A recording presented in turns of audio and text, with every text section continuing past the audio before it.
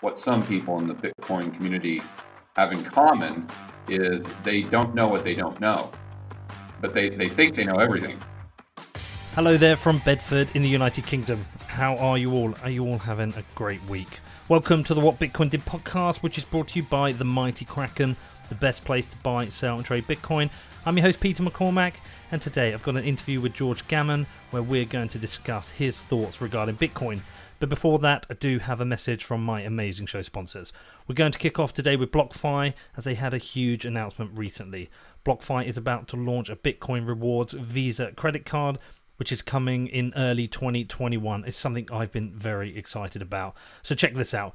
Card users can earn a market-leading 1.5% rewards in Bitcoin on all card purchases. There is a $200 annual fee, but you can earn a $250 reward bonus in Bitcoin after spending $3,000 in the first 3 months. So you can stack sats with all your card purchases. The waitlist registration is now open to all registered BlockFi clients, and if you want to join the priority waiting list, then you just need to open up a BlockFi account. The public waitlist is slated to open in early January. If you are interested in this and checking out BlockFi, I do recommend you do your own research, then head over to blockfi.com, which is blockfi.com. Next up, we're going to talk about Kraken, my favorite place for buying and selling Bitcoin, and it's the only place I use for buying and selling Bitcoin. And you want to know why? Well, firstly, they are consistently rated the best and most secure cryptocurrency exchange, and security is really important to me. They also have the best in class in customer service. So if you have an issue, whoever you are, whatever that issue is, they're going to help you get that fixed. And if you want to start trading Bitcoin, they have all the tools you could possibly need. Whatever your level of experience, if you head over to kraken.com, it could not be easier to sign up and start trading Bitcoin. They also have a beautiful mobile first app, so you can buy Bitcoin on the go. And with their margin trading, futures and OTC desk, Kraken has every option covered for you.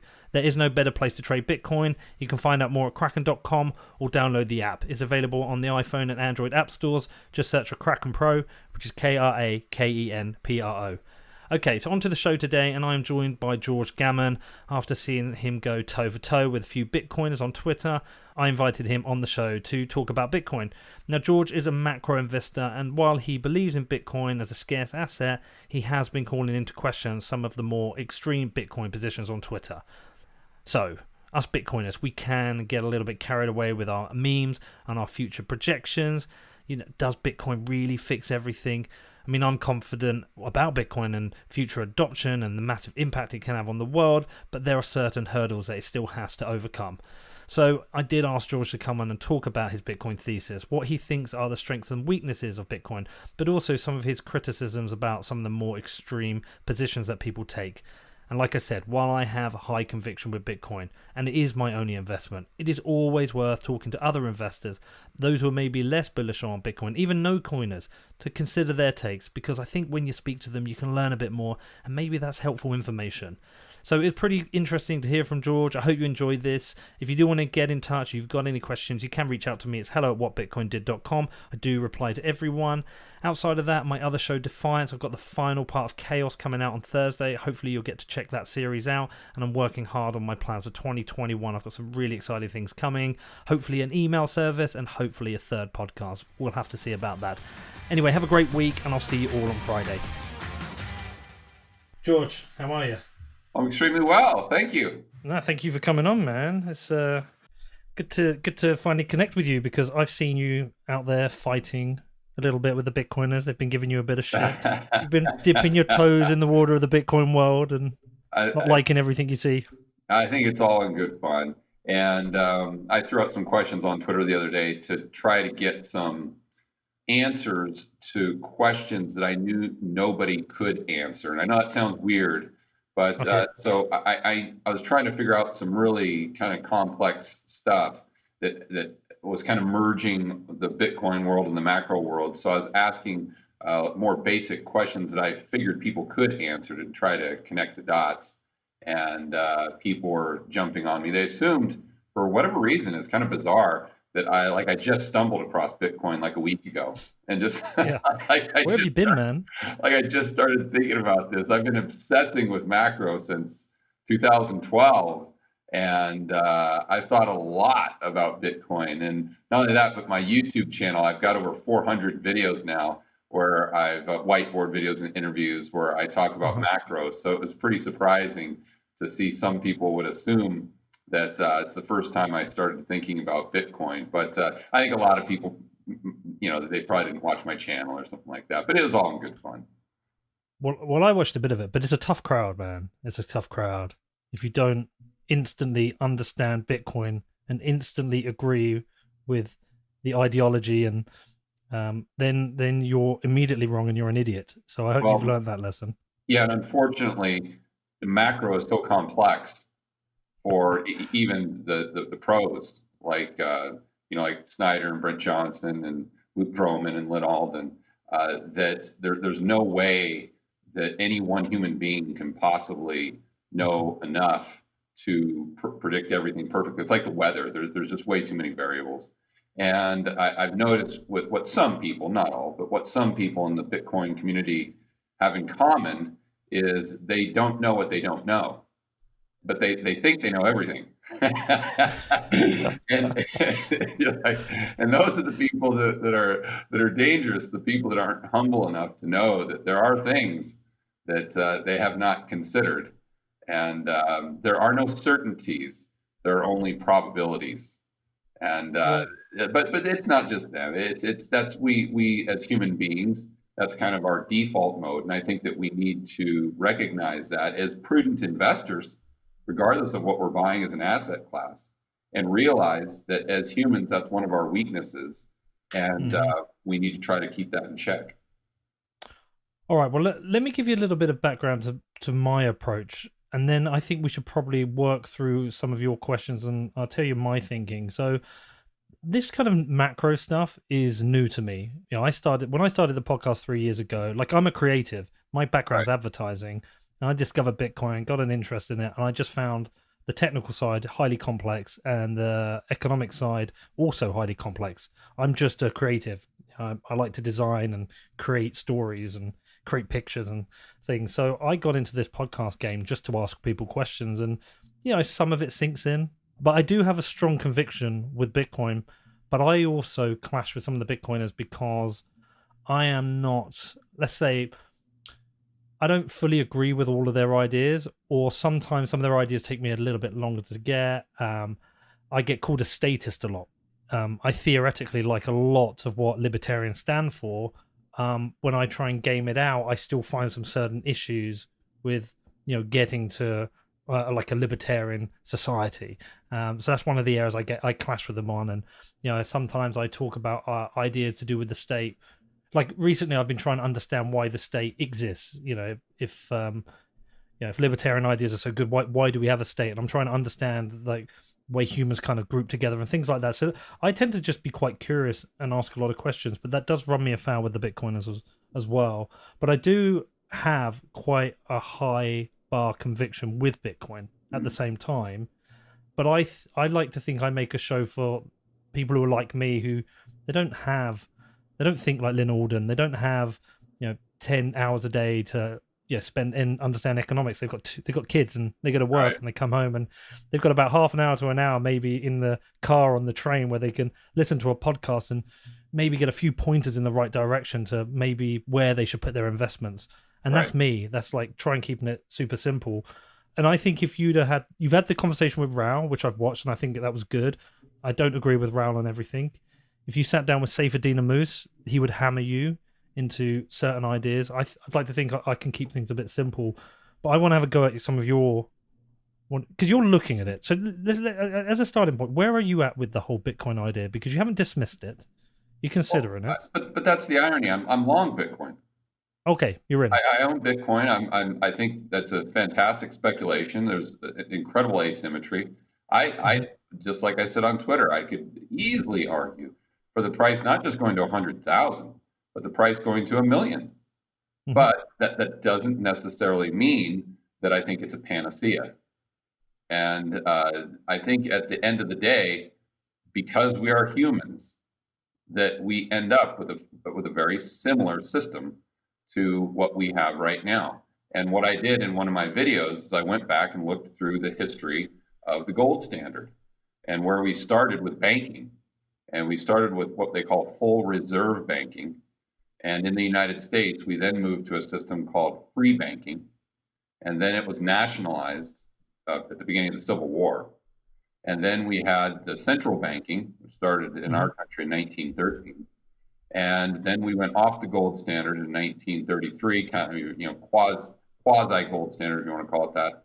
And then we had Bretton Woods in 1944, and that took us to the Eurodollar system, which, if you study Jeff Snyder's work, he would argue that that was the catalyst to the GFC in 2008. So I go through kind of a thought experiment but my main point there is that we did all of those, we created all of that, all those derivatives, I think is a good word, because if you look at fractional reserve banking, it's kind of derivative in the sense that you're not really lending out the money that you're storing, you're creating additional IOUs, right? So but we did all of this while on the gold standard. So just if we were on a Bitcoin standard, how would that have changed? And I don't know that it would have. I understand all the arguments that Bitcoin may wipe out the entire banking system because it's far more decentralized, in the sense that with gold, you would need preferably some place to store it, because it's kind of cumbersome. If you had $50 million worth of gold, you couldn't just carry it around in your back pocket. So it makes sense to store it somewhere. And then that's how you kind of transition or evolve into the whole timeline that I outlined before. But with Bitcoin, I get it. You can keep that $50 million on a thumb drive in your back pocket, and you can take it across borders. But my point is, regardless, at some point, you'd most likely have fiduciaries, because people would want to return on their Bitcoin. And whether you lent it out yourself, your actual Bitcoin, through smart contracts or whatever, you had a centralized entity, call it a private equity fund or an angel investment fund, do it, you still kind of get to the same point. And then I argued that even if we started with a full reserve system, because most of the hardcore Bitcoiners, and I would be right there with them, the problems really start to arise when you go into fractional reserve banking. That's where you really have to start doing a cost benefit analysis, because there could be some benefits, but there's definitely some costs involved there. So that's what kind of gets us there. But even with full reserve banking with Bitcoin, or a full reserve system, I think, and even if it was totally decentralized, I think once we have a war, or once we have a natural disaster, or once we have something like that, there's going to be such a demand for more supply of Bitcoin in lending, because you got to think this through. So let's say we have a natural disaster, or let's say we have COVID. I mean, that's a fantastic example, right? So all the people that own Bitcoin, and let's say that Bitcoin is the global money. There's nothing else that exists. It's just Bitcoin. That's the reserve asset. That's the payment system. It's all in one. Well, people aren't going to want to lend that out. They're going to want to hoard it, because they know that we're going to have a severe economic recession, if not a global depression. So then the Keynesians would come in and say, oh, well, this Bitcoin thing, it's not going to work. We need, for the greater good, we need people to lend out their Bitcoin, and no one's going to want to do it. So then what do? They create some sort of system that's a derivative of the outstanding Bitcoin. And like with any government program, what was it that Friedman said? The most, any temporary government program is always permanent, or something to that effect. And there's no such thing as a temporary government program. Yeah. Well, once you let the cat out of the bag, you're never going to put it back in. So that's my kind of the conclusion I came to, is that even if you have perfect money is owned by imperfect creatures in an imperfect world. Therefore, we can't expect perfect money to perform perfectly. And that's kind of my position on it. Okay. So there's a lot to break down there. I've got a lot of questions for you from that. So So your main issue with having a Bitcoin-based system where everybody's using Bitcoin is that we no longer have essentially the money printer. Is that the issue? Well, you take away the ability for fractional reserve banking. Well, you wouldn't though. You wouldn't You because wouldn't though. No, you wouldn't. Yeah. yeah, you wouldn't. But that would be most of the hardcore Bitcoiners' stance that they would not want fractional reserve banking because they know that that just takes us right down the path of where we are today. And to be clear, I think going to a Bitcoin standard would be very interesting, and I would definitely favor it compared to other options, especially a fiat, right? But and I do think that it would you go through a wicked deflationary cycle, and then but after that, after you kind of clear out all the malinvestments and everything that happened as a result of the fiat system, you would have a time frame where you have very solid economic growth. So I'm not saying that it wouldn't work. I'm just saying that it may work very well in the next 20, 30 years, but in the next 100 years, I think we'd be pretty much at the same point where we're at right now. And then you may take the position of Keynes and that, well, in 100 years, we're all dead. So who cares? And that's valid.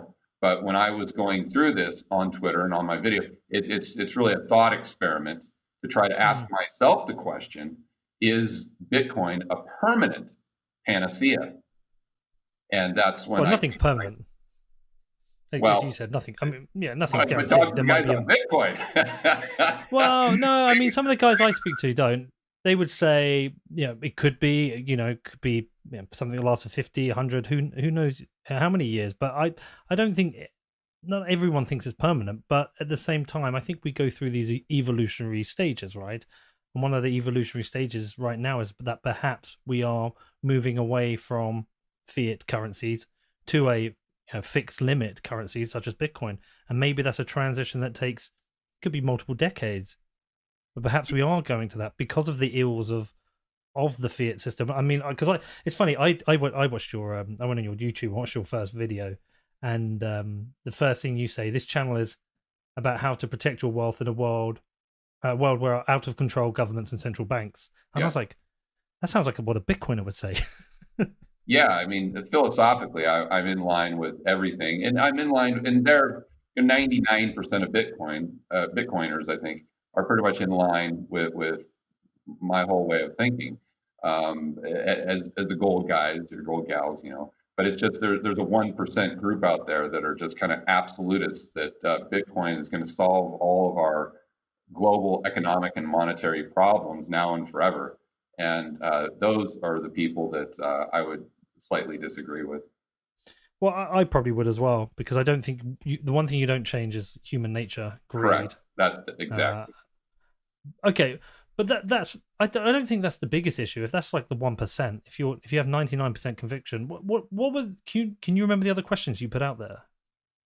Well, I mean, one thing that I was trying to figure out is, if you can't, I was really thinking through how does it work if the government, if Bitcoin was the only form of money on the entire planet, then my first line of thinking is how does that transition work? And I know that most of the Bitcoiners would say, well, it's kind of this Trojan horse type of effect where it goes into local economies and they start to use it just gradually because it's a superior form of payment, or maybe once the technology gets to that point, obviously, maybe they would argue it's a superior reserve asset, but maybe at some point when the technology catches up, it's a superior form of payment for the billions and billions of transactions that occur daily. And so once you get to that point, then the free market takes over and people just start to use it on their own. Problem there is that once you gradually transition, you couldn't just do that overnight, because if you just went to it overnight, then what would a country do that had absolutely no Bitcoin whatsoever? Let's say they had 10 Bitcoin. They'd have to break their payments down to, just a very, very small level in order to facilitate their daily trade, right? And Hmm. then you start analyzing things that take you back to the gold standard. And someone in Adam Smith and one of his colleagues or one of his buddies, his name is David Hume. And David Hume came up with a theory. It was called a price species flow model. And basically, what that was, in that case that I just outlined, the goods of that country that only had 10 Bitcoin to begin with, relative to countries that had a lot of Bitcoin, or another way to say that is an increased money supply, is their goods and services would be cheaper. Therefore, they would have a big advantage in the export market. So they would most likely export more goods and services to the countries that had an increased supply of Bitcoin. And then those Bitcoins would move into that country. And then their prices would increase because their money supply increases. And then you'd have kind of this equilibrium or balancing act. And that would work. But that transition, I don't know if in today's day and age that where we like to avoid pain or any economic pain at any cost, that there would be an appetite for that. Now, maybe there would, and maybe it would happen just gradually over time. But that points out another thing that Bitcoiners tend to miss is they think that, well, there's a set supply of Bitcoin, 21 million, and therefore we'll never, ever again have price inflation. But that's not true. Because although there may be a set amount globally, there's not a set amount in your local area where you're buying your goods and services. It just goes right back to the price species flow method that Hume outlined. And so, if you're exporting more goods, let's say you're in that country that had 10 Bitcoin. Hmm. Well, you're exporting more goods. The next year, let's say you have 20 Bitcoin. Okay, well then the cost, you'd have more money supply in Bitcoin, and the cost of goods and services would increase. So you still don't get away from, now it is far superior because you're not going to have, like we've had since 1913, where you have just a gradual depreciation of the unit of exchange, where now it's 99 or 95% lower than it was in 1913 when we set up the Fed. So it is superior. But again, it's not a panacea. It's not to say that we would just have for the next 100 years, every year, a 2% deflation in the cost of goods and services throughout the globe. That's not how it would work. Yeah, so it sounds to me it's not like you don't disagree that it could happen. It sounds to me more like you're curious about what are the implications, what are the consequences of this happening? Because correct, I'm taking it. Well, I shouldn't say this definitively, but from what I can see on Twitter and my Twitter feed, I'm taking it quite a few steps further than most of the people that are responding by setting up memes to where they're chopping off my head or something like that. Are you having fun being poor? Yeah, exactly. Yeah. Do you know what, the memes are fun though? Actually, I think the memes shouldn't be ever be taken too serious because they are good fun, and it's just when you're all sat there all day being miserable shouting at each other, they're a bit of fun. No, because I find this interesting because this is what I'm curious about. It's not whether it can happen. I don't know. It's how it happens. What are the consequences? So firstly, if Bitcoin gets to I did an interview with Gary V recently, Gary Vaynerchuk. Sure. So I was chatting to him, and I wasn't prepared for it. He actually threw a curveball at me. He said, "Well, what happens when, Putin and I can't remember the guy from Brazil and India and all these more kind of authoritarian countries turn around and say you can't use Bitcoin, and if you do, you go to jail. Kind of what happens in that scenario?" Now, I think places like the UK, the US have got fair amount of regulatory protection. I don't think they'll ban it. I think it could be highly regulated, but I don't think they're going to ban it. But he did talk about those scenarios. So in my head, I'm like, well, do we end up in a world where we have two different currencies? We have fiat currencies from states that have banned it, and countries like the US who haven't. Does Bitcoin have this gravity that draws people into it?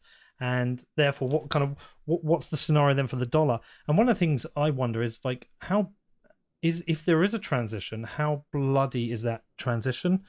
I'm not sure if you've read any of the work by Parker Lewis, but I'll definitely send you an article of his called Gradually Then Suddenly.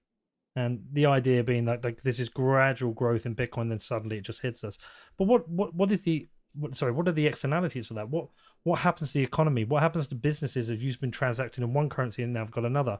Or like you say, or people who don't have any, could you see a massive economic shock? Is this one of these? Is these one of these massive transitional periods in the history of humans? And I'm reading the Sovereign Individual book at the moment. I've gone through the agricultural revolution, then the industrial revolution, we're now at the information revolution. Is it just a natural occurrence, but it's going to be bloody and dangerous, and it's going to change society? I don't know the answers, but I'm really intrigued to, if it does happen, what these are as well. Well, that's a free market. Yeah. I mean, that's Schumpeter's creative destruction, and that's something that we should welcome. And I think we should want to have a free market of money. And having the government have a monopoly, I don't think is a good idea. And so I would welcome that. But yeah, there's going to be some winners and losers, and you don't know how it all plays out because there's just so many variables. I mean, I think the Bitcoiners would say that, or the real diehards would say that, number one, you can't ban it, which, okay, I guess that's kind of true in the sense that you can't literally, because it's computer code and you can't just prevent people from doing it. But what you can do is you can say, okay, if you get caught using it, it's 50 years in jail. I mean, you could do that. And so then you have to ask yourself, okay, well, let's say you've got people in the United States, as an example, or the UK, and all of a sudden they come out with this 10 or 25 years in jail if you get caught using Bitcoin. Sure, a lot of the people would move, and that's the Bitcoiners. That's their or that's their answers. A lot of these people would move to a country that welcomed Bitcoin, and then that country's economy would grow and expand, and all the other countries would see that, and they'd be like, okay, we need to rethink our Bitcoin strategy because it's working so well in company XYZ or country XYZ that opened their arms and adopted it. And okay, I see that, but how many people that have a wife and kids, and their kids go to private schools, and they're in 6th and 7th grade, and all their grandparents and family members live around them, are going to just pick up and move to Colombia or Argentina or something like that. And the example that I used is Act 20 and 22 in Puerto Rico. So I don't know if you're familiar with it, but right now, an American can go to Puerto Rico and move their residency, which is very, very simple. And you just spend 6 months a year basically in Puerto Rico, and you can take your tax rate from, call it 40% down to 0, and at a max 4%, and you don't have to pay capital gains. So think about the cost savings there, but yet how many people are actually doing it? Too much friction. Right. So how many people would actually move? I'm sure there would be some, but I don't know if it would be 100%. And then you think through, okay, so you've got this group of people that go to several countries that are transacting in Bitcoin, and that's their only currency, that's their main store of value, the reserve asset. And okay, so how are they trading with the countries that banned Bitcoin? So are they, how does that really work? Are they taking in fiat? Do they have to create their own paper currency that's backed by Bitcoin and send that? And how does that not lead to a fractional reserve system? And if you get to a fractional reserve system, then how does that not take us down the path that we have been on with the gold standard? Granted, though, it would be far more decentralized. So it's definitely it's a very messy process. I'm not saying that it's something that would not be beneficial, and I'd like to see it play out. I'd like to see the free market take charge. But again, my point is that it is not a panacea, and it's not something that a lot of people on Twitter assume, that if we just went to a Bitcoin standard overnight, that all of our economic problems would be solved. It would cure cancer. we would move on to this utopian society where we're all rich and it eradicates poverty, and we have this, the birds are chirping and the sun is shining. I don't know if we have that, although there may be a significant improvement. So what is your investment thesis? If you're long Bitcoin, is it just digital gold for you? Is it just a scarce asset? No, it's not digital gold because I see gold as insurance and I don't see Bitcoin as insurance. I just see Bitcoin as a very good speculation. And I divide my portfolio into something I call 10-80-10. So 10% would be allocated to insurance for me, to physical gold. 80% would be allocated to what I call investments, quote unquote. And I define an investment as something that has to pay me to own it. So a dividend paying stock, a rental property, and then 10% allocated to speculation, where I think there's significant asymmetry to the upside. So Bitcoin is perfect for that. Back in March, I bought a few more speculative assets. I bought uranium. And that's something that doesn't really pay me to own it, but I saw some good upside there. I think the miners, the gold miners, I would categorize them as a speculative asset. And so that's kind of how I fit the Bitcoin into the portfolio. But for me, gold and Bitcoin are not competing asset classes at all. They complement one another. Okay, interesting. We should get into that. So, but are you speculating on the faith of other people rather than your own faith in Bitcoin? Well, I don't know that I have a faith in anything. I try to look at history, Okay. and I try to look at just probabilities, and then just try to allocate my portfolio accordingly based on the structure that I think works best for my personality type. I try to eliminate being married to any belief system when I'm investing. And I like to try to unplug as much emotion and bias as I can. And that's one thing where I'm a little hesitant with the individuals on Twitter, where I say I think we should be invested, but I don't think we should be emotionally invested. And that's the big difference there. Yeah, I do think sometimes some of the emotionally invested, louder voices I don't think they're representative of everyone. I think they are a minority, and that's not for me to say they're right or wrong. And I think some of that emotional investment is, I think you can get emotionally invested in something because you own it and you have a bias and you want the price to go up and you want to, you want to realize gains. Yeah. But I think for the certain group of people, whether they're, it could be libertarians, it could be people who are just pissed off with the world right now, who just see this as something a little bit rebel, a little bit anti-state, anti-government, the fact that you can own something and spend and send it without the government stopping you. And also they've been sold an idea that maybe there is a meme, Bitcoin fixes this. So I think some people have been sold that kind of idea. And I guess you get people who are emotional around investments financially, but I think that some people are also emotional around this ideologically. 100%. And that goes back to Twitter and an article that I posted and referenced from this journalist, not an economist, but a journalist who had a hypothesis that in the West, we have gradually moved away from religion for many decades. And he was not arguing whether that's good or bad. It is what it is. Mm-hmm. But he was arguing that as human beings, we need something in our life that gives us meaning. And he thinks we may have filled that void with things like politics, which is why you see in the United States political issues being so divisive. And I was thinking to myself, maybe Bitcoin is filling that void of religion for some people. And just to be fair, I think gold may be filling that void for some people, and maybe even libertarianism. So again, I think we just always need to look in the mirror and understand that as human beings, we have these weaknesses, be cognizant of them, and make sure that we're just checking ourselves to ensure that we're that we're not making those mistakes that we're prone to. Okay, I still don't fully understand what your investment thesis is. Okay, so it's a speculative investment for you, but What is it about Bitcoin that you like? Why do you think it has a value? Yeah, so scarcity.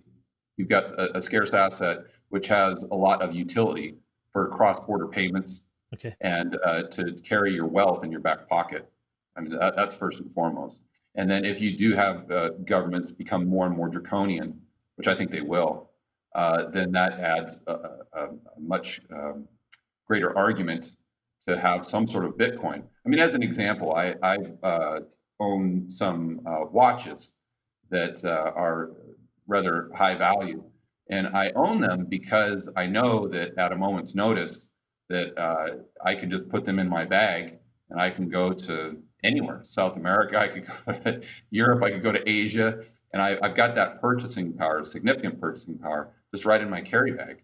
And I don't have to announce it or anything. And I think Bitcoin serves that type of purpose, in addition to several others. I'm just giving you one example of why I think more and more people will be interested in Bitcoin. You see what's happened in Venezuela, or you see what Mhm. happens in countries where they have a lot of capital controls. Bitcoin, for obvious reasons, becomes very, very popular.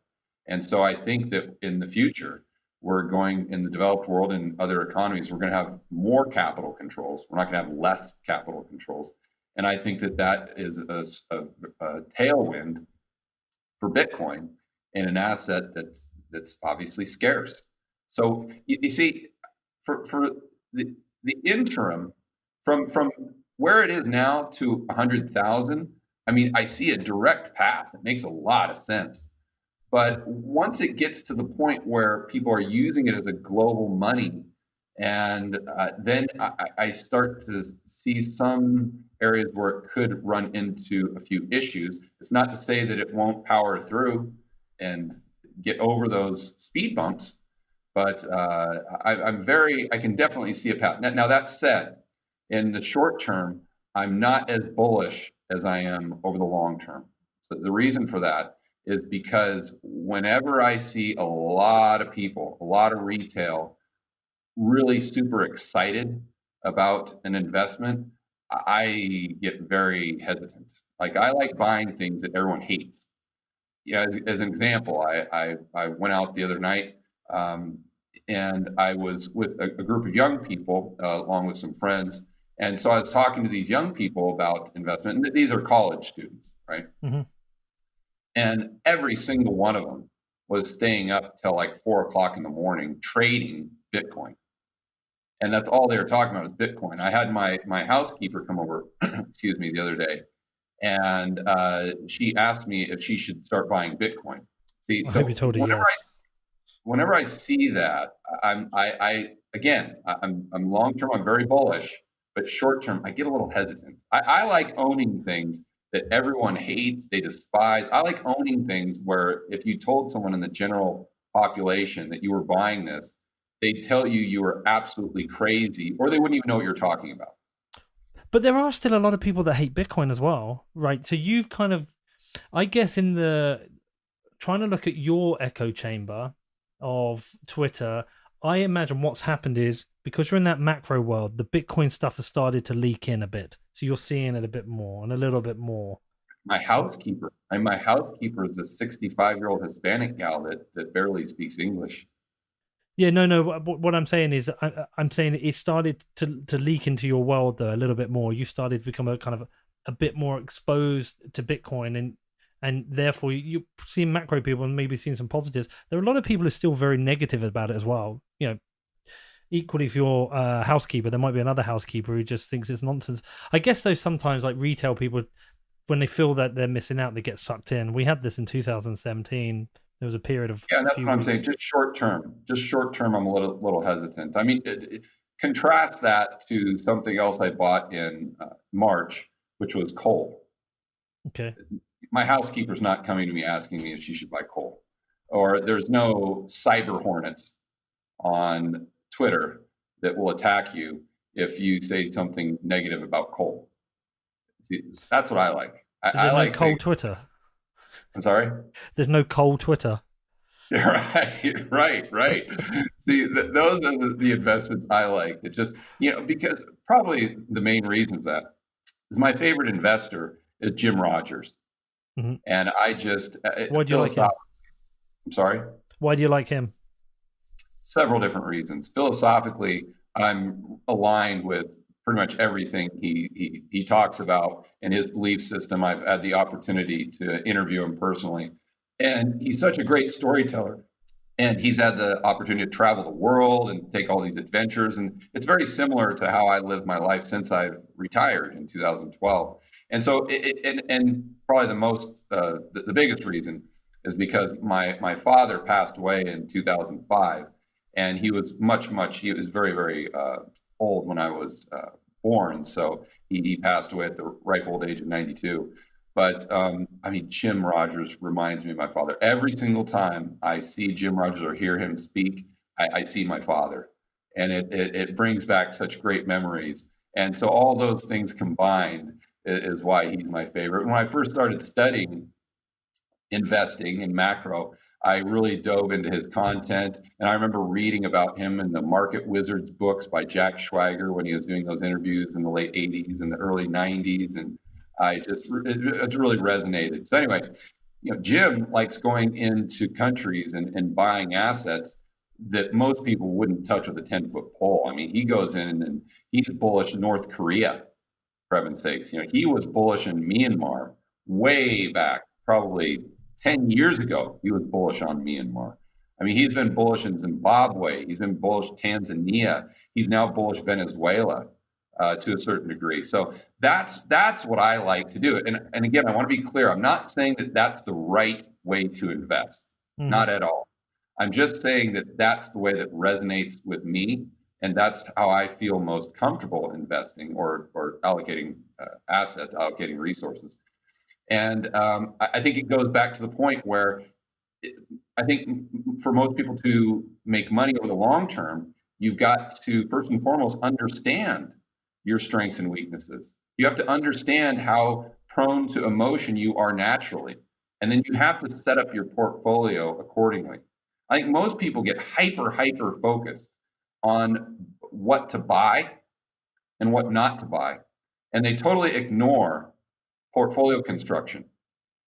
And I think that they would be better served taking 90% of their time and energy and allocating it to portfolio construction compared to maybe 10% where they actually look at the asset, where most people, 99.9% of their energy goes into picking the asset, and zero, maybe 0.1% goes into portfolio construction and understanding how you respond to emotion. When are you going to buy? When are you going to sell? How are you going to feel if Bitcoin goes down by 100%, or excuse me, by 50% in a pullback?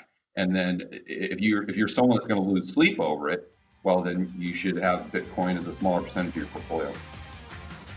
Next up, I talked to George Moore about Bitcoin and his thoughts on Bitcoin's strengths and weaknesses. But before that, I've got a message from my amazing show sponsors.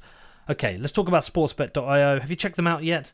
They are the best place for online gaming. They're the best because they accept Bitcoin. They love Bitcoin. This company does everything it can to promote Bitcoin. I've been out to Estonia. I've hung out with the team. I've hung out with the CEO. They have so much conviction behind Bitcoin.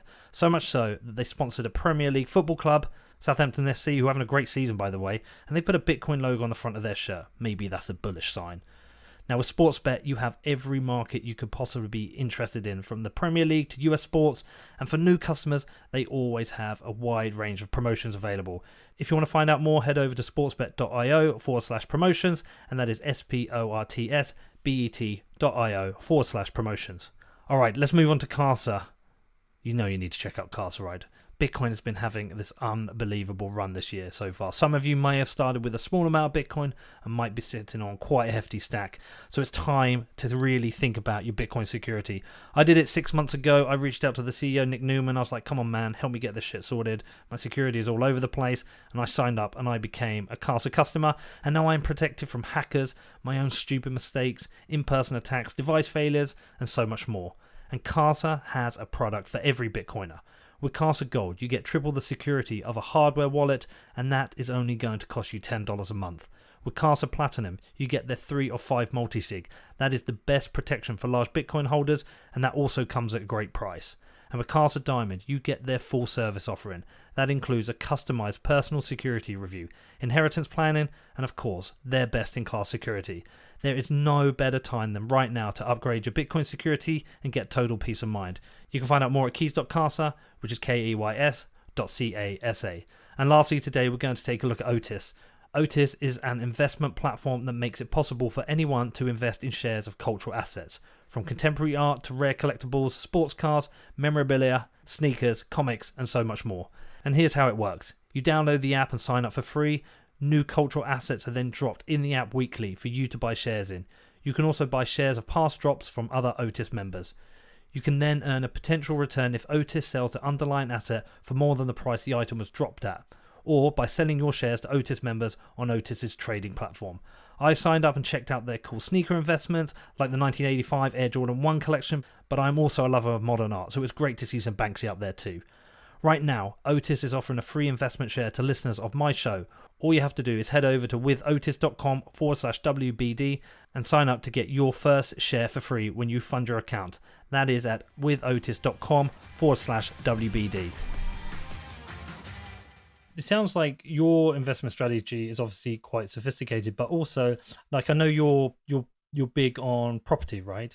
But you've got to have capital to begin with to be able to invest in property. I know in the UK, so for example, you will need a deposit. You have to consider a higher capital gains tax if you ever want to sell it. I think to scale property investment so it delivers a solid long-term income, I think you need quite a bit of capital. And I think perhaps, I've got 2 kids. My son's 16, and he wants to go to university. I'm thinking, right, the amount of debt he might collect there, and then once he leaves uni, if he wants to buy a house, like, I know how the houses are priced, even around here where I live. I'm not even in London. I think for some people, maybe they're thinking Bitcoin is a chance. It's quite an easy investment.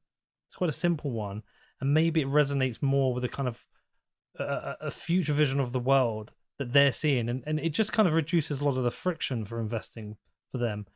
I could imagine trying to build a portfolio similar to yours is quite capital intensive. Am I wrong? I mean, Bitcoin's what 17, 18,000. I mean, you need quite a bit. Well, no, but you don't really, because if Bitcoin went from here, say, and did another 20x, it's just a 20x of your initial investment. So even if somebody puts in $5,000, that could be $100,000. That could be life-changing money. But if you want to do the same with property, you might not even be able to get on the property ladder with that. Right, but let's do pros and cons. Pros and cons. So let's just say you buy 1 Bitcoin. And let's just say that's roughly 20 grand. So right now you could buy a rental property in the United States for the 20 grand down payment, a very solid rental property. Mm-hmm. And you'd be cash flow positive, and you'd have a 30-year fixed rate mortgage.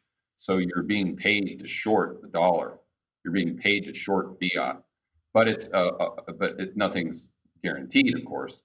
But the probability of that coming to fruition and that working out is far, far, far, far greater than the probability of Bitcoin going to, let's say, 100,000, right? And I'm not saying that Bitcoin won't, but let's say the probability of that happening is 80%, where the probability of your little rental property paying you a positive cash flow for the next 10 years while you're shorting the dollar through that 30-year fixed rate mortgage is probably 95%. What would the... So it's not again, you're kind of comparing 2 things that I don't think are I think are apples and oranges, because one's an asymmetrical speculation and one is just an investment where what it's going to produce. The delta there is how much you're going to make from being able to pay back your mortgage with depreciated dollars. And that could be a significant transfer of wealth from the lender to the borrower. You might even make as much on that as you make on Bitcoin. See, that's another thing to think through. It's like, in a world where let's just use dollars. In a world where Bitcoin goes to 100,000, or in a world where Bitcoin goes to 1 million, where is the dollar in that world relative to other goods and services?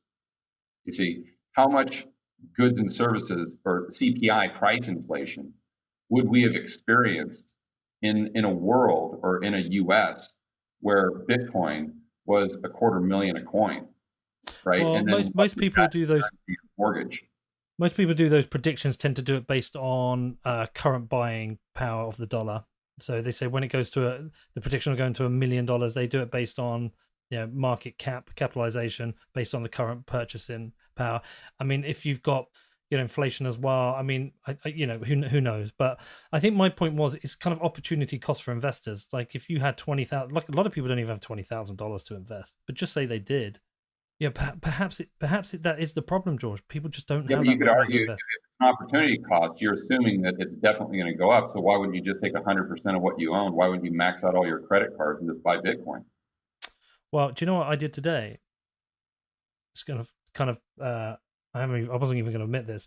I took out. So I'm pretty long Bitcoin, and when the price dipped, I did an interview yesterday about what the micro strategy, what Michael Saylor did, which is essentially a speculative attack where he's borrowed money from the bank. From investors, and he's going to take another $550 million position in Bitcoin. And he has to pay an interest rate of 0.75%. Now I can't get access to that. I was like, right, I'm going to do the same. So I went straight onto my bank. I was like, what can I get instantly? I can borrow £35,000 instantly, and at 7.9%. So in 6 years, I have to pay back 43,000. And I was like, right, I can buy 2.55 Bitcoin for that. Will that 2.55 Bitcoin in 6 years be worth more than £43,000? I was like, almost certainly. So I just did it. More as my own little test, and I guess that's my way of shorting the pound. But you're not getting paid for it. No, I'm not getting paid for it, but I've got an income. I've already got an income. And there's far more certainty with a rental property, or I shouldn't say certainty.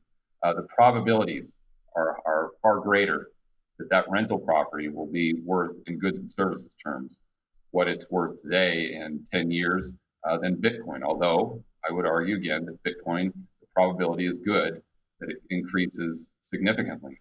But I think that you got to go back to Warren Buffett. Mm-hmm. And what's the number one rule in investing? Don't lose money. And number 2 and 3, don't forget number 1. We're talking about risk appetite now, then, really, aren't we? Because I would say, therefore, property investment's low risk. I only own one property, and between you and I, George, just like if Bitcoin went to 100,000, I might sell a bit of Bitcoin and buy a couple of properties and have a bit of a mixed portfolio. But at the same time, like I imagine you're kind of like you have a lower risk appetite than I do. I have quite a high risk appetite, and I quite like the idea of with Bitcoin the moonshot. I do like that idea. Yeah, but that's why for me it's just a part of the portfolio. Yeah. It goes back to portfolio construction. I don't know. I mean, you're talking to someone that went almost all in real estate in the United States in 2012. You're talking to another person that levered up his properties in the United States to buy property in Medellin, Colombia, the home of Pablo Escobar, in 2015.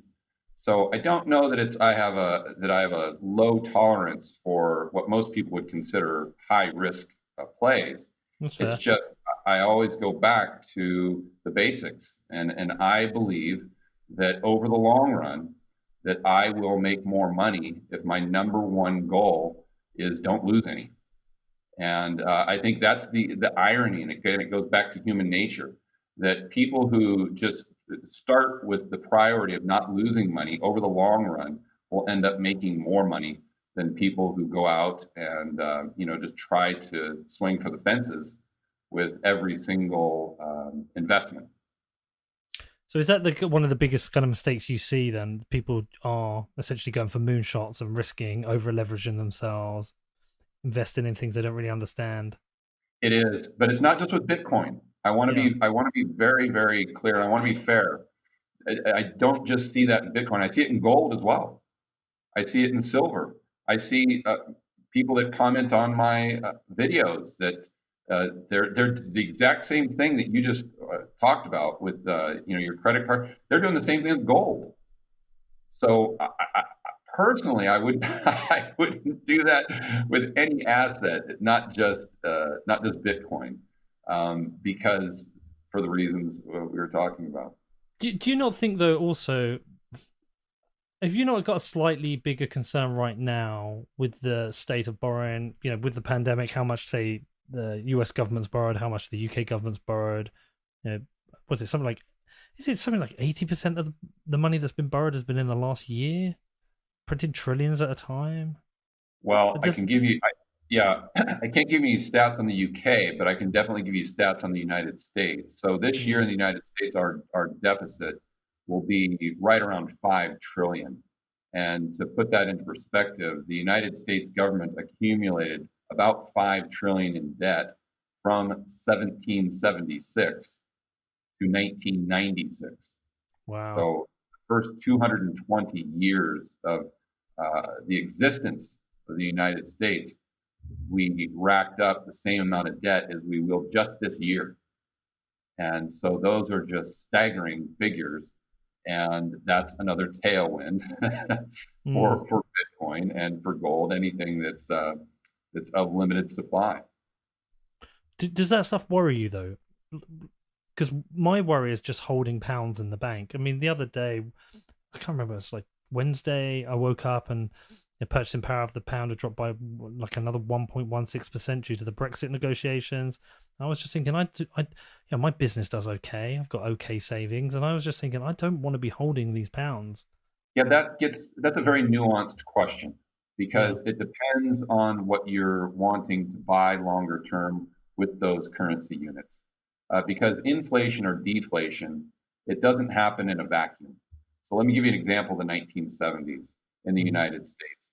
We had consumer price inflation. Most people remember that was a time of stagflation, so high consumer prices, higher and higher consumer prices, and high unemployment. So most people would assume that in that type of environment, assets increased in value as the nominal price went up. But we look at 72 to 74, and we had a huge bear market in the S&P 500. It went down by almost 50% in nominal terms. When you adjust for inflation, it went down by more than that. So my point is you can have consumer prices going up and assets go down. You can have assets go up and consumer prices stay the same. You can have consumer prices go up while at the same time relative to other currencies. It's going up or down in value. So my point is, if you're someone who wants to buy, let's say stocks, or with that money, then you might want to keep some dry powder there, based on what you think the probabilities are of the stock, whatever stocks you want to buy, coming down in value. Therefore, your currency gaining purchasing power. And that's another reason why I like gold, because gold isn't as volatile. And I understand that Bitcoin may get to a point where it's maturing, so it may not be volatile. It may have the same volatility as gold or something similar to it. But if you've got gold, you're kind of maintaining your purchasing power to a certain degree. And if you got a little bit of cash, I think that's prudent right now just to take advantage of any significant downturn we have in the market. As an example, going back to March of this year, I had a decent amount of cash just on the sidelines. And although I didn't want to have the cash, because to your point, Mm. I'm losing purchasing power at least 2 or 3%. That's if you believe the CPI every single year, and that compounds. So after 10 years, that's a big number. But I was still okay because there it's a cost benefit analysis. So you have a cost of holding the cash in the sense that you're losing purchasing power by call it 2 or 3% per annum. But you have a benefit if you think that stocks are in a bubble and and you think there's a 75% chance that they correct. So you've got to weigh the cost benefit there and determine how much you think is smart to keep on the sidelines and in what form. And some people do that in Bitcoin. Okay, for me, I don't see that as a good move because it's going up and down and up and down so much. And if I wouldn't have had the cash that I could have just instantly put into play back in March, I wouldn't have been able to buy a lot of things very, very cheap, or as cheap as I was able to end up purchasing them. Yeah, so I think the big difference is I do think it's that different type of risk appetite. Yes, you have an appetite for risk based on your investments, like you said in 2012 and in Colombia. I think someone like myself, a bit like Michael Saylor, this is kind of like a moonshot still. It's still a moonshot. This is a if Bitcoin does continues to perform as it has done over the next decade, yes, I might not have something like a property that delivers an income stream back, but it might be something that delivers life-changing money. And I think some people like that kind of risk, and they're interested in that. The other thing is, with what you're doing, it's quite sophisticated. I imagine it's a lot of work. It's a lot of work to manage those investments. A lot of work to constantly looking at the market. So I'm like, I don't have the time, and I don't even understand it. For me, it's quite simple. It's like I buy and I hold Bitcoin, and every year I just kind of track it. And do I have the same conviction? If I do I invest more, or do I take some out? And I'm 4 years in now, and I have pretty high conviction. But I just think perhaps it's just different investments for different folks. Yeah, and it also depends on your personal cash flow and how secure you are in your business or your job. And if you're making $500,000 a year and you're very confident that even in a recession or an economic depression, that you're still going to be making that $500,000 a year, why not take a flyer on Bitcoin or even a gold mine or something speculative Yeah. like that? It can make sense. Then for others that might not have that cash flow, maybe they inherit $100,000 from their grandparents, and they're making $30,000 a year, barely making ends meet. Maybe it's not as good of an idea. It's all kind of an individual decision, but just I think people should be very cautious that they're investing and they're not gambling, and for each person that they might define that a little bit different, but I think it starts by actually defining what that means for you, and make sure that you're not falling on the side of gambling, because if it is gambling, then it's probably more efficient just to go down to the local casino and just put it all on black. I would disagree with that, but I understand the sentiment. I would rather have I think there's a certain amount of a gamble involved in, like, when there's very low risk. It's not much of a gamble with property because you're owning an asset, right? You have a thing. It's similar with gold. You have a thing. When you're investing in, I think I've never really done stocks and shares, but with that, you're at the risk of the company. If the company, something goes wrong with the company, and Bitcoin, you're at the risk of it, catastrophic bug or a government stopping it. But these are the threats we've heard for 12 years now, and it's a lot stronger these days. It's a risky investment. I guess, like you say, it depends how you define gamble, but I certainly think it's a better bet than putting on I black want in to the be clear. casino. I'm not saying that buying Bitcoin is like going down and playing roulette. Yeah. That's not what I'm saying. I'm saying for some people it may be, if you're that individual that's got $30,000 a year, and you could lose your job because of COVID, what have you, and you get that 100,000 inheritance, and you just take every single penny and buy Bitcoin or buy gold. I mean, same thing. I think that would be just as much of a gamble. Again, I think it goes back to portfolio construction. And if you're setting up your portfolio in a way where you have an edge long term, then that is investing. If you are setting up your portfolio to a point where you don't have an edge, then that's gambling. And see, that goes back to your personal, your emotional stability, because that guy or gal who is just making a modest salary, think about how much pressure they would feel if they had 100% of their portfolio in one asset, regardless. They would have that app on their phone, and they'd be checking it like 10 times a day, probably 10 times an hour. And they would be going through emotional swings up and down every single time the price goes up. That's not investing right there. You're describing my life there, George. This is what it's like. Yeah, see, 100% in. Again, to each their own, but for me, that's investing is where I'm not looking at my phone. Let me put it to you this way. I check my portfolio so little that I don't even remember what my password is for my brokerage account because I haven't checked it in probably, well, since March. I have no clue what it is. And that's perfect. I went in, another example, I bought shares in Cyprus in this was maybe 2013, maybe. It's when they had their bail-in. Remember that? Mm-hmm. And their market went down by 99%. So I went in and bought some shares, and I literally didn't look at it until I did a whiteboard video in 2019, and I needed to pull up some data. I'm like, you know what? I'm going to check on those shares and see what they've done. I didn't look at them for years, and that's just, again, it's just my personal opinion. I think that's how it's prudent to invest when you've got your portfolio set up in a way where you're completely emotionally detached. I remember, again, going back to a story of Jim Rogers, where he was talking about going through Africa.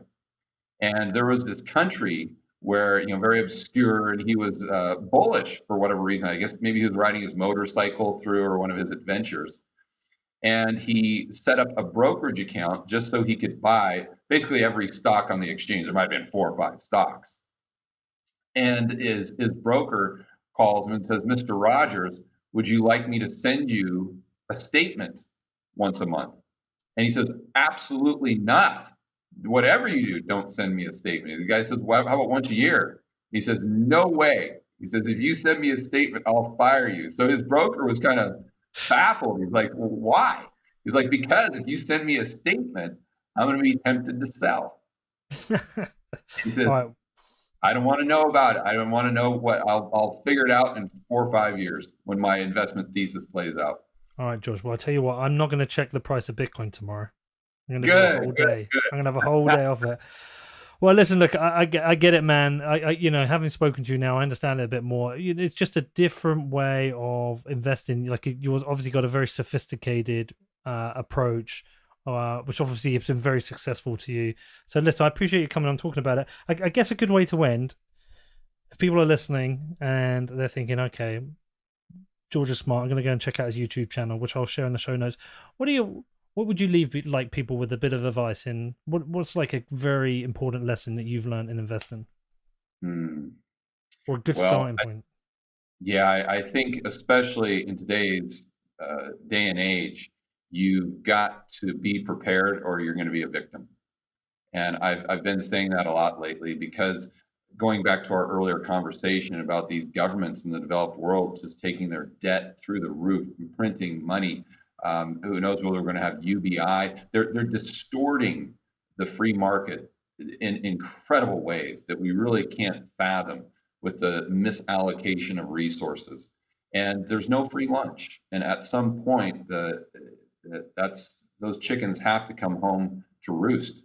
So I think the worst thing you can do right now is just kind of whistle by the graveyard and pretend that we're just going to wake up after we get after COVID goes away and everything's going to be back to quote unquote normal as far as economically.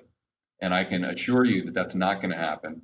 We're going to go through some significant changes, and there's going to be a big transfer of wealth from certain individuals to other individuals. And if you're not paying attention, it's a lot like 2008, where the people that weren't paying attention just got crushed. And especially if they're in the baby boomer demographic, you can't afford to lose 50% of your net worth. You don't have enough time to make it back. And so just watch or listen to podcasts and shows like yours. If you listen to Macro Voices, listen to Real Vision, listen to the other Bitcoin podcasts. There's a lot of Bitcoin guys out there that are real sharp, super sharp when it comes to macro, that are very sophisticated. Listen to those and just absorb as much content and as much and educate yourself as much as you can to where you're cognizant of what's going on, to where you can assess the probabilities for yourself and then take action. Some great advice there. Brilliant. Well, listen, appreciate you coming on, George. See, we're not all mean in the Bitcoin world. Some of us are friendly and. No. It was good fun going back and forth, and I actually poked a little fun at them in my whiteboard video the next day. So it's all we're all on the same team. Where do you want people to go? Do you want them to go to your YouTube channel? Have you got a website? Where should people go to find out more about what you're doing? They can just go to my YouTube channel. It's George Gammon. Last name is Gammon. They can check me out on Twitter. Same handle, George Gammon. My website is georgegammon.com, whichever they prefer. All right, man. Well, listen, I appreciate you coming on. And have a nice weekend. Awesome. Thanks for having me. All right, what did you think of that? Was it good to hear from George? Now listen, I know some of you won't agree with him. I know some of you will think George doesn't understand Bitcoin, he's not bullish enough, but there are different types of investors out there who invest in different ways. George himself prefers assets that he owns that can earn him a yield. He loves property, and I own property, and maybe it's right. Maybe some people need a more diverse portfolio. Maybe I do. Maybe only owning Bitcoin is high risk. Anyway, I thought it was good to get a different opinion on what Bitcoin means as an investment and what it means to the world. And like I say, I flip-flop myself many times with this, with my own thoughts on Bitcoin. Sometimes I challenge some of the more maximalist positions. Maybe I think some of the things are a bit more naive about Bitcoin fixing everything and taking over the world. And then I'll do another interview, someone like the Brandon Quittem one recently. I'm like, fuck it, no, I'm all in Bitcoin. This is going to change the world. But anyway, I always think it's good to talk to other people. It's great to get George on. I really appreciate his time. If you've got any questions about this, you can reach out to me. My email address is hello@whatbitcoindid.com. Outside of that, all I really want is if you listen to the show, if you enjoy the show, if you can take 2 minutes, head over to iTunes and leave me a review. That would be awesome. We're coming to the end of another busy year. This is the 3rd year I've been doing the show. Amazing, really. I can't believe it. Looking forward to having a break around Christmas. I have a show falling on Christmas Day, so I'm going to probably have that day off. We're probably not going to have a show that day. Hope you don't mind about that.